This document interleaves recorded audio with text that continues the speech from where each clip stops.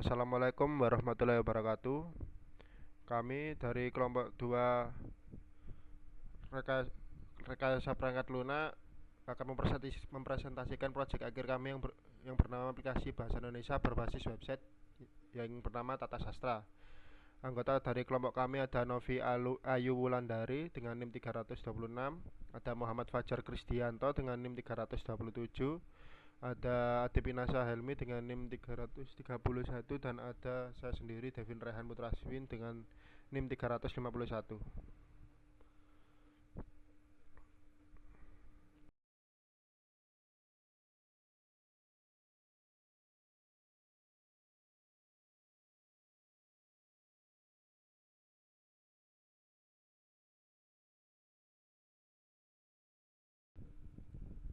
Yang pertama ada Executive Summary Snapshot.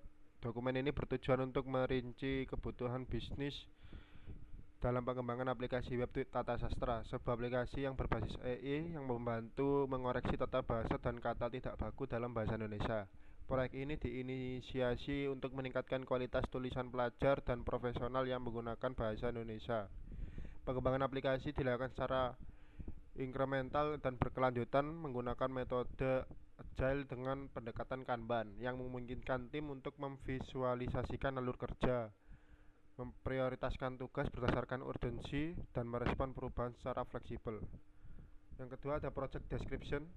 Tata Sastra adalah aplikasi web berbasis Flash yang memanfaatkan teknologi AI, yaitu API Gemini, untuk mendeteksi dan mengkoreksi kesalahan tata bahasa serta kata tidak baku dalam bahasa Indonesia. Saat ini belum ada solusi yang efisien untuk tujuan ini, terutama untuk kebutuhan pelajar dan profesional. Yang ketiga, Project Scope.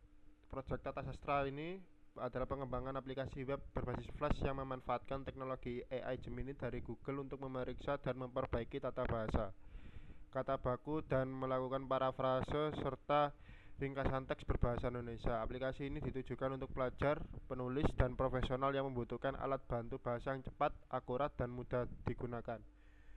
Untuk in-scope berikut adalah in-scope untuk proyek, yaitu antarmuka web berbasis Flash dan HTML atau CSS, autentikasi pengguna, login atau register menggunakan Firebase, koreksi tata bahasa, grammar checker, kata tidak baku koreksi untuk menjadi baku, fitur parafrase dan peningkatan teks, chatbot khusus topik tata bahasa dan penulisan, validasi input dalam bahasa Indonesia, penyimpanan histori menggunakan Firestore, dukungan input suara melalui speech to text, penghapusan histori pengguna secara selektif.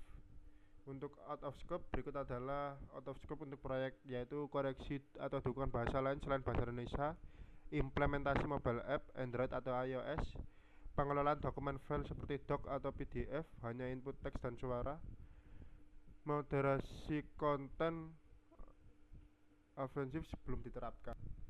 Yang keempat ada business driver, yaitu efisiensi penulisan bahasa Indonesia. Yang pertama ada mempermudah penggunaan menulis teks yang sesuai EYD tanpa perlu pengecekan manual. Yang kedua, inovasi edukasi, memberikan alat bantu berbasis AI yang relevan bagi pelajar dan tenaga pendidik. Yang ketiga ada pengurangan biaya koreksi manual, yaitu mengurangi ketergantungan pada editor manusia atau jasa proofreading yang memakan biaya tambahan. Yang kelima ada current process. Saat ini pengguna harus mengecek tata bahasa secara manual atau menggunakan alat koreksi yang tidak mendukung bahasa Indonesia dengan baik. Tidak ada aplikasi lokal yang mengandalkan AI modern untuk bahasa ini. Yang keenam yaitu proses yang diusulkan dalam proyek Tata Sastra melibatkan alur kerja yang lebih efisien dan terotomatisasi dalam mengganti penggunaan menulis kalimat berbahasa Indonesia yang sesuai dengan kaidah. Pengguna memulai dengan mengakses aplikasi melalui halaman login. Setelah berhasil masuk, pengguna dapat memilih salah satu dari beberapa fitur utama, yaitu koreksi tata bahasa, koreksi tata baku, parafrase peningkatan, atau chatbot grammar. Kemudian pengguna dapat memasukkan kalimat dengan cara mengetik secara manual atau menggunakan fitur input suara speech to text yang didukung oleh teknologi pengenalan suara dari browser. Sistem akan melakukan validasi apakah input berbahasa Indonesia, kemudian mengirimkan data tersebut ke model AI Gemini untuk dianalisis dan diperbaiki. Hasil koreksi akan ditampilkan secara langsung di antar pengguna. Setiap interaksi akan disimpan sebagai histori yang terpisah berdasarkan jenis fitur. misalnya history grammar atau history paraphrase yang dapat diakses kembali oleh pengguna untuk dokumentasi pribadi. Untuk yang ketujuh akan dijelaskan oleh teman saya yaitu Adi Pinasa Ilmi. Silakan Kak. Eh, Fungsi kebutuhan fungsional. Jadi kebutuhan fungsional ini dibagi menjadi 5 kategori. Yang kategori pertama kritikal. Kritikal ini adalah kategori yang wajib ada pada aplikasi. Jika tidak ada, maka aplikasi tidak dapat berjalan. Kemudian kategori kedua high, yaitu kategori yang menjadi prioritas utama namun tidak wajib dalam aplikasi. Yang ketiga medium adalah kebutuhan yang cukup penting namun tidak terlalu diutamakan pada aplikasi. Yang keempat low, yaitu kebutuhan yang tidak terlalu penting namun cukup bagus untuk ditambahkan pada aplikasi. Yang kelima, kategori fitur adalah kategori yang belum ada pada aplikasi saat ini, namun kemungkinan akan ada pada pengembangan selanjutnya.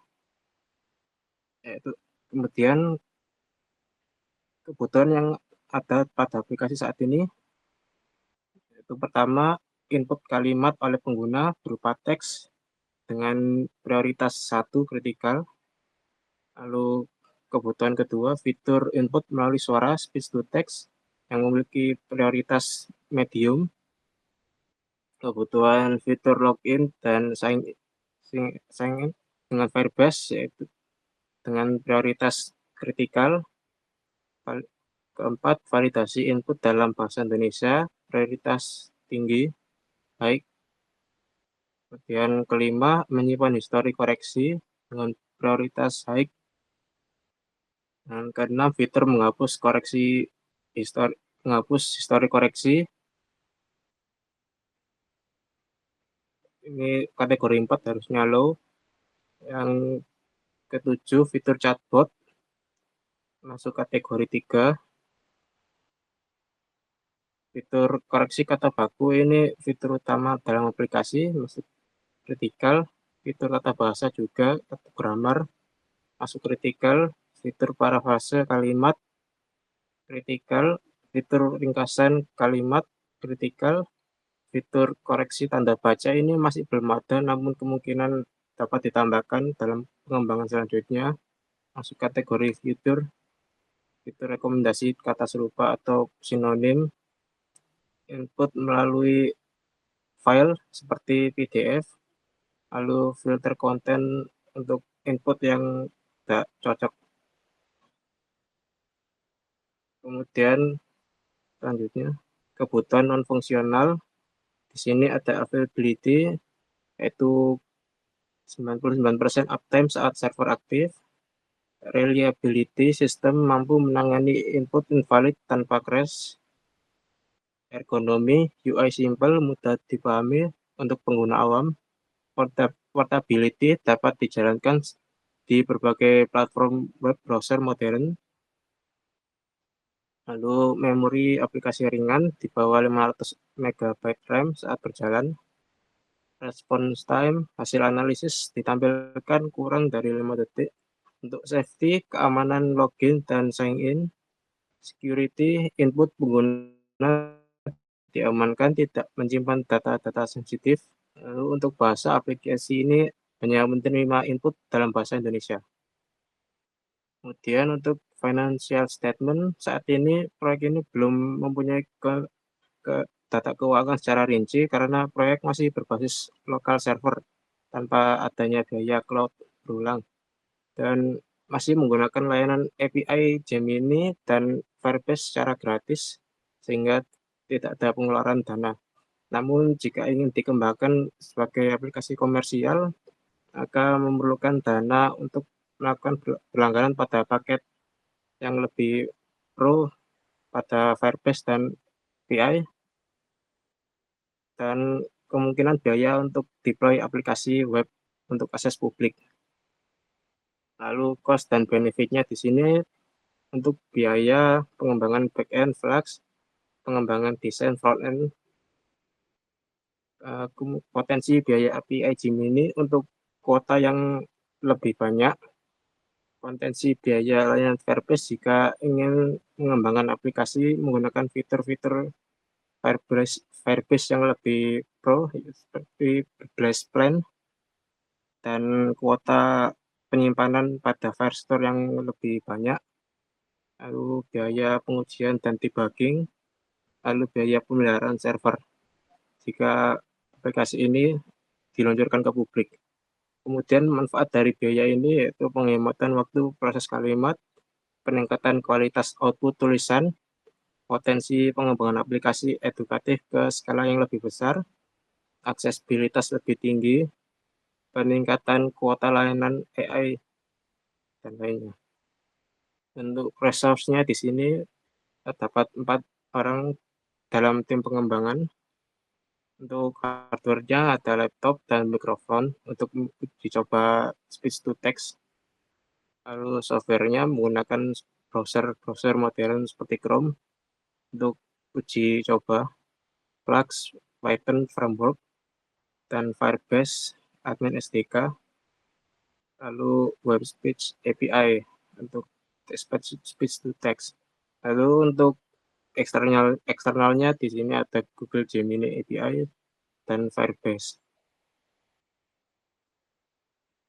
Schedule pengembangan aplikasi. Aplikasi ini dikembangkan menggunakan metode Kanban, yaitu to-do list-nya di sini pada pembuatan aplikasi pertama melakukan desain front end pada tanggal 18 April 2025, kemudian implementasi back end menggunakan Flux pada tanggal 19 dan fitur yang selesai pada tanggal 19, fitur cek tata bahasa, fitur cek kata baku, kemudian membuat fitur chatbot pada tanggal 20 April, dan selesai membuat penyimpanan histori sementara menggunakan JSON file.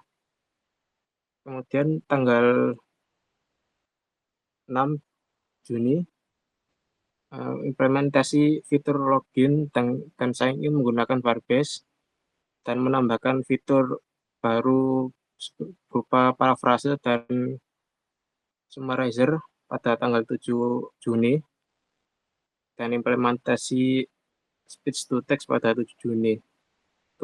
Kemudian yang terakhir, integrasi Firestore untuk menyimpan histori pada 8 Juni. Dan terdapat 4 kegiatan yang belum diselesaikan, itu pembuatan fitur cek tanda baca, fitur rekomendasi kata serupa, dan input melalui file, implementasi filter konten untuk input objektif. Lalu asumsinya di sini API Gemini akan tetap tersedia dan stabil. Pengguna memiliki pemahaman dasar dalam penggunaan browser. Layanan Firebase dan Firestore tetap tersedia dan stabil. Web Speech API tersedia pada browser modern. Pengguna menyadari bahwa koreksi tidak selalu 100% akurat. Pengguna memiliki koneksi internet untuk akses AI, Gemini, dan Firebase.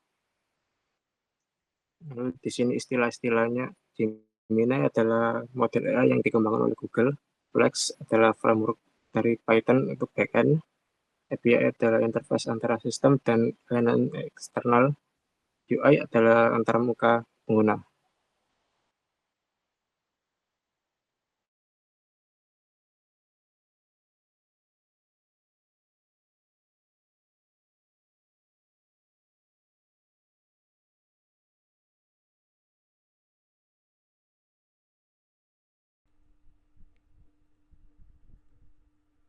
Terima kasih Untuk atas selanjutnya, penjelasannya Kak Adib. eh, Untuk selanjutnya adalah demo aplikasi yang akan dijelaskan oleh Fajar. Silakan.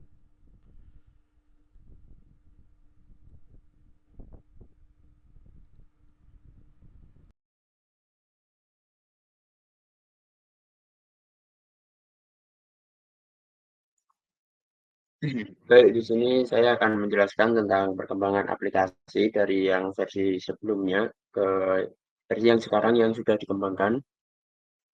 Pertama yaitu perubahan UI tampilan. Ya, tampilan banyak berubah yang sebelumnya tidak ada efek di latar belakangnya, di sini juga ditambah efek dan warnanya juga diubah. Lalu sebelumnya itu belum ada fitur login dan di sini sebelum bisa mengakses menu-menu di bawah ini, kita diharuskan untuk login terlebih dahulu, diarahkan ke halaman login. Dan ini jika belum punya akun, bisa daftar dulu di sini. Ini langsung terintegrasi dengan Firebase. Nah, sebelum menggunakan fitur tadi disuruh login terlebih dahulu. Dan jika belum punya akun, maka bisa daftar di sini. Di sini disuruh mengisi username, email, dan kata sandi.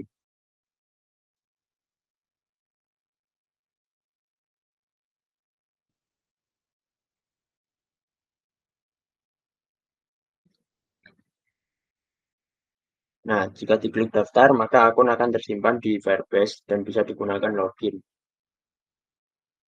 Nah, di sini.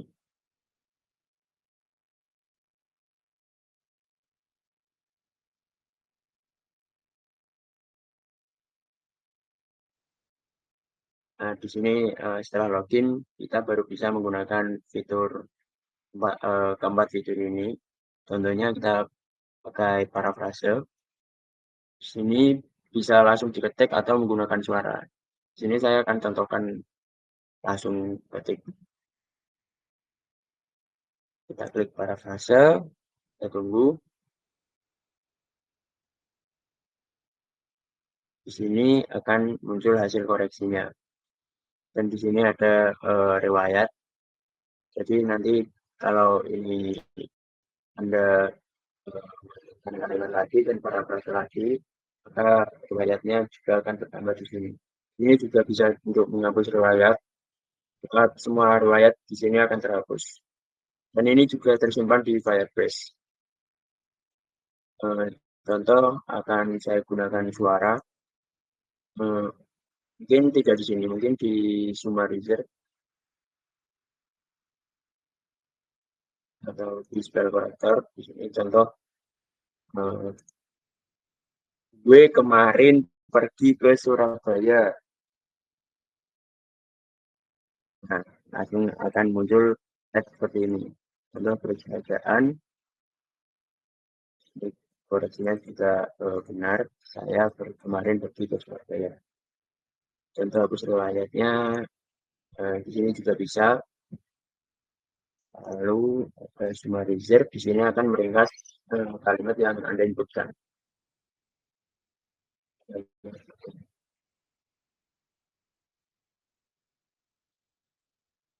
Ini adalah hasilnya.